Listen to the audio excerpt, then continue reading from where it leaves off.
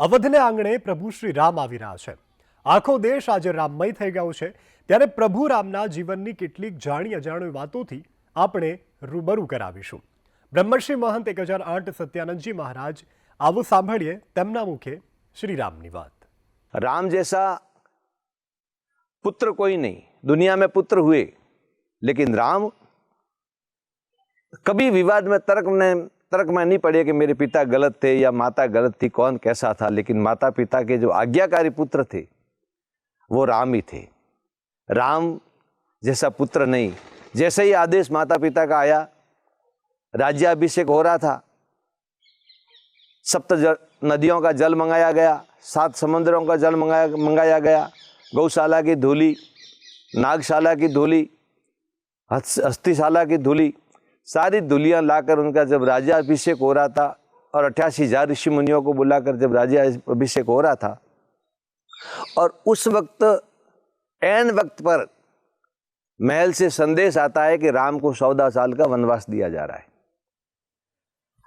भगवान राम ने मुंडन भी करवा दिया था, राज्याभिषेक की तैयारी थी, और ऐन वक्त पर राम को संदेश मिला कि 14 साल का वनवास है।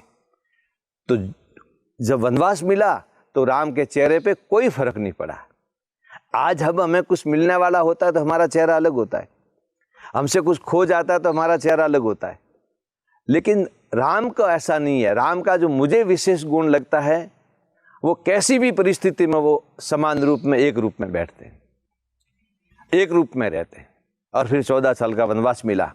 तो आज्ञाकारी पुत्र देखना हो तो राम जैसा कोई नहीं। भाई के प्रति भी जब उनको लगा कि मेरा भाई शत्रुघ्न, लक्ष्मण और भरत, भाई के प्रति भी उनका जो प्रेम था, त्याग था, ऐसा दुनिया में, संसार में आज कहीं देखने को नहीं मिलता। राम जैसा भाई नहीं, राम जैसा पति नहीं। मुझे बताइए आप कि आज के इस कलयुग में, इस वर्तमान समय में, अपनी पत्नी का कोई हरण कर ले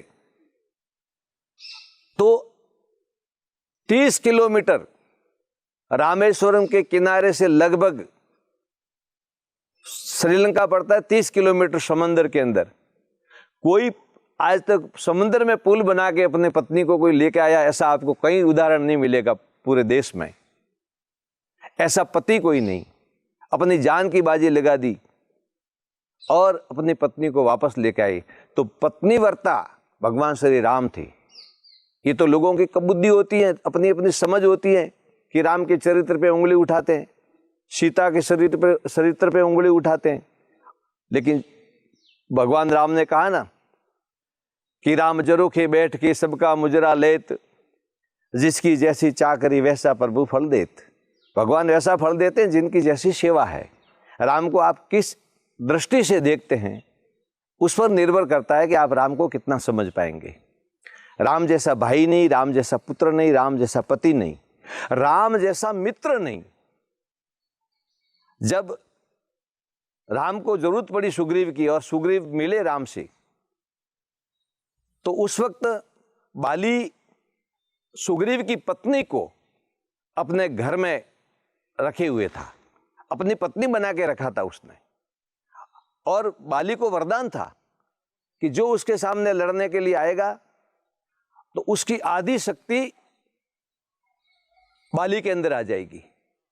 तो बाली की शक्ति और सामने वाले लड़ने वाले व्यक्ति की शक्ति, 2 शक्तियां जब इकट्ठी होगी तब बाली जीत जाएगा।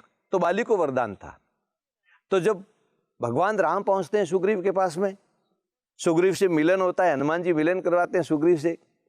राम को जरूरत थी अपनी सेना के लिए, और जरूरत सभी को होती है राष्ट्र की रक्षा के लिए, धर्म की रक्षा के लिए, संस्कृति की रक्षा के लिए, मर्यादा की रक्षा के लिए। और भगवान राम मर्यादा पुरुषोत्तम थे।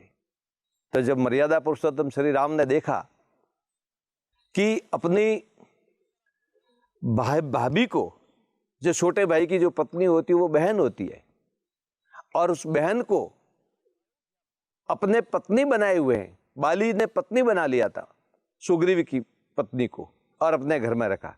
भगवान श्री राम को लगा कि मर्यादा का हनन हुआ है और मर्यादा को तार तार कर दिया है, तब जाकर भगवान राम ने बाली का वध किया। एक पेड़ था, ताड़ का वृक्ष था, और उसके पीछे छिप के लोग आज प्रश्न करते हैं, कि छुपके से क्यों मारा राम ने। छुपके से इसलिए मारा कि उनकी आदि शक्ति, अगर राम की आदि शक्ति बाली में चली जाती तो बाली मरता नहीं, और बाली नहीं मरता तो मर्यादा का उल्लंघन हुआ था, उसको न्याय नहीं मिलता। इसलिए बाली को भगवान राम ने ताड़ का वृक्ष लेकर पीछे से बाण मारा और बाली का वध किया। तो मूल कारण जो बाली का वध करने का था कि सामाजिक मूल्यों का उसने हनन किया था, और जीवन के सामाजिक मूल्य थे, अपनी बहन जैसी, मतलब अपनी छोटी भाई की बहू थी, उसको उसने घर में रखा था, इसलिए बाली का वध किया। अब राम जैसा मित्र कोई नहीं। राम जैसा मित्र देखो आप, जिसने भगवान राम से मित्रता की उसको सभी को सम्राट बनाया, राजा बनाया।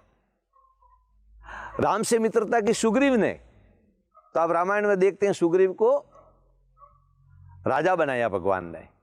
और फिर जब रावण के यहाँ जाते हैं और वहाँ पर विभीषण भगवान के चरण में आते हैं, और विभीषण भगवान के चरण में आते हैं, वो धर्म के चरण में आते हैं।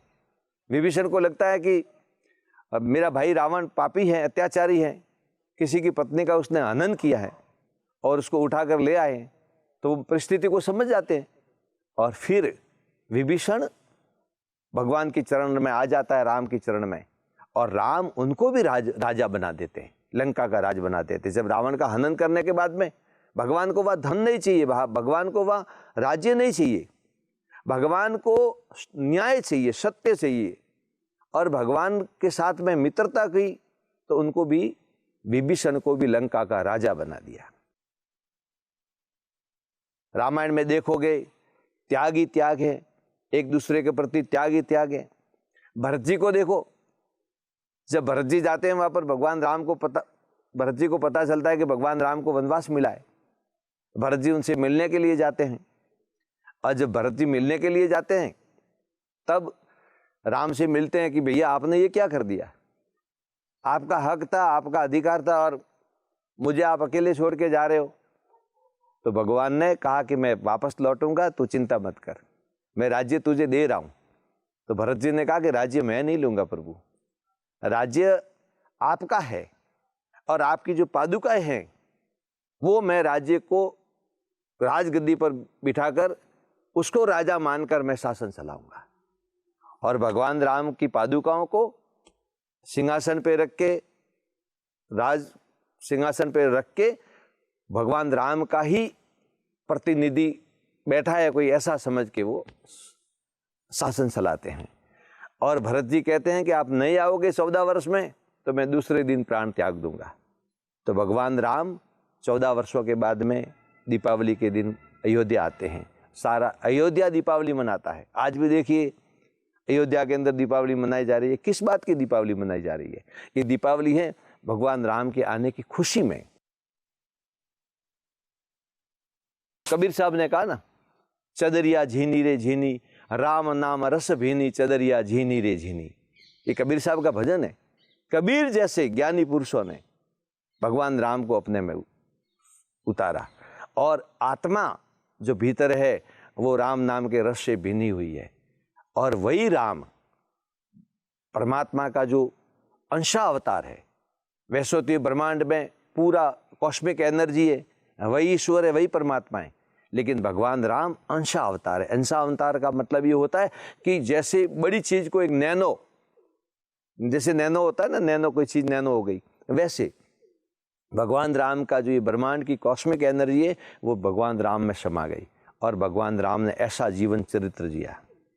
राम के जीवन में काफी लोग प्रश्न करते हैं कि पत्नी को उन्होंने जंगल में भेज दिया और पत्नी के साथ में अन्याय किया। ये लोगों की सोच है, समझ है। आप किसी बात को किस दृष्टि से देखते हो। एक सरोवर होता है और सरोवर के चारों तरफ से एक फोटोग्राफर होता है, फोटो लेता है। एक ही सरोवर है लेकिन चार तरह से फोटो लेगा तो चार तरह के पूरे फोटो अलग आएंगे। सरोवर एक ही है लेकिन दिशाएं बदल गई है। हम लोग जब सोचते हैं, देखते हैं कि वैसी हमारी दृष्टि हो जाती है। तो राम ने सीता को वनवास में यूं भेजा कि समाज में जो मर्यादा है उसका उल्लंघन करके, सीता का उदाहरण देके कोई और मर्यादा का उल्लंघन न करे, इसके लिए उन्होंने जानबूझ के किया। ऐसा नहीं कि गलती की, भगवान कभी गलती नहीं करते।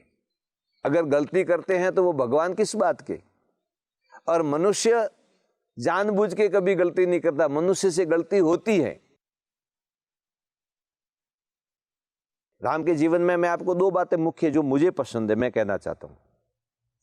एक राम के जीवन में मुझे पसंद आई बात सबसे बढ़िया, वो है जब राम को राज्याभिषेक मिल रहा था, भगवान श्री राम का राज्याभिषेक हो रहा था, उसी ऐन वक्त पर महल से संदेश आता है कि आपको वनवास जाना है। भगवान के चेहरे पे कोई फर्क नहीं पड़ता कि मुझे राज्य मिल रहा है या मुझे वनवास में जाना है, एकदम वैसे के वैसे, कोई फर्क नहीं, सागर के समान स्थिरता। जो स्थिरता थी वो मुझे बहुत अच्छी लगी। मैं अपने व्यक्तिगत तौर पे अपनी बात रखता हूँ। दूसरी चीज भगवान राम के जीवन में मुझे ये लगी कि राम के पास में जो शक्ति थी, ब्रह्मांड को समाप्त कर दे ऐसी शक्ति थी, धनुष और बाण, वो राम के पास में थे। लेकिन राम की कंधों को देखो तो पूरे ब्रह्मांड की शक्ति दिखती है, और भगवान राम की आंखों को आप देखो तो बिल्कुल सागर जैसी, झील जैसी आंखें, जैसे गौतम बुद्ध जैसी शांति भगवान के आंखों में है। इसलिए शक्ति और शांति का संगम, शास्त्र और शस्त्र का संगम, मर्यादा और उनके जीवन की पूरा जीवन चरित्र आप देखोगे तो ऐसा लगेगा कि पूरा बैलेंस बना हुआ है वहां पर। आज सब आपस में देश लड़ रहे, क्यों लड़ रहे? उनके पास में शांति नहीं है, और जो शांति करके बैठे उन पे शक्तिशाली कब्जा कर रहे हैं। ये विवाद झगड़ा चल रहा है, जो शांति से बैठे हुए हैं उन पे शक्तिशाली कब्जा कर रहे हैं। शक्तिशालियों के पास में शांति नहीं है, दुनिया में इतना उपद्रव मचा हुआ है। तो भगवान राम के जीवन चरित्र में से एक और बात ग्रहण करने जैसी है और बहुत ही अच्छी है कि शांति और शक्ति दोनों का भगवान के जीवन में संगम है, दोनों का मिलन है, बैलेंस बना हुआ है। गांव गांव से ईंटें लाई। एक व्यक्ति कोई धनवान एक मंदिर बना सकता है, पूरा मंदिर, लेकिन व्यक्ति मंदिर बनाएगा तो वो मंदिर कहलाएगा फलाना फलाना मंदिर, उसका मंदिर, व्यक्ति के नाम से मंदिर पहचाना जाएगा। लेकिन गांव गांव से ईंटें मंगाकर और सबका साथ लेकर, एक एक रुपये का चंदा लेकर, और भगवान श्री राम का मंदिर बनाए। वो इसलिए कि आम आदमी की भागीदारी हो, इस देश के जितने भी मतलब देश के लोग हैं उनकी सभी की भागीदारी हो,